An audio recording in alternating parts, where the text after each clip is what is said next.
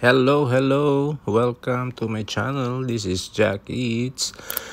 Thank you again for watching, and please don't forget to subscribe and like. Ang recipe natin for today ay paksiw na buntot ng tuna. Ayan, meron tayong guest kusinera ngayon, si Pam Mills. Ayan, let's start cooking. Add oil dun sa ating kaserola. Tapos ay isosote natin si onion. Ayan, napakaraming onion. Ibang style din tong si Pam Mills magluto. Napakaraming garlic at napakarami ring ginger. Ayan, sote lang tayo. Ayan, by the way, expert si Pam Mills dito sa pagluluto ng paksiw na buntot ng tuna. Napakasarap nito. So ayan, inad na yung ginger kasama yung ating garlic. Ang style niya dito, isosote niya yan, tapos lalagyan niya ng vinegar, lalagyan ng pepper, lulutuin, tapos ay tatanggalin some of the aromatics, and then ilalagay niya yung tuna. So ayan, still sauteing. Ayan, nagdagdag na siya ng vinegar. 2 cups of vinegar yan. Tapos pakukuluan. Pagkakulo, tatanggalin yung half ng aromatics. Ayan. So napakabango nito, vinegar and napakaraming aromatics.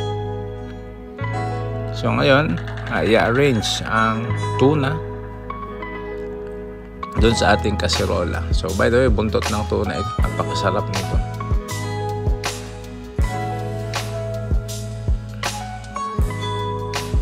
Isa ito sa mga paborito ko pag ako ay umuwi sa Pilipinas. Ayan, nilagyan din ng ground black pepper. Tapos may kasama pang peppercorn. And then yung mga aromatics na kinuha kanina, ayan, nilagay ulit siya sa ibabaw ng tuna natin. And then add salt according to your taste. Tapos ito pakukuluan 15 to 20 minutes hanggang sa maluto na siya. Ngayon, pag medyo kinulang ng water or ng liquid, we can add more water.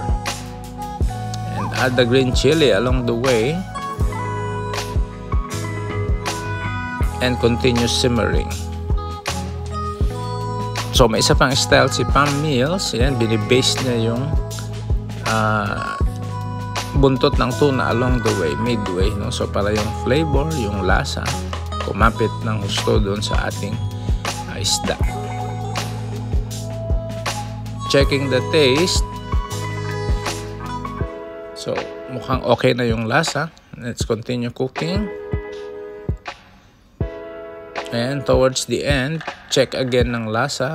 If kailangan ng alat, you can add salt according to your taste.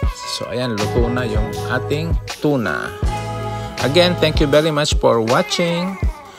For any comments and suggestions, please leave at the space below. Bye!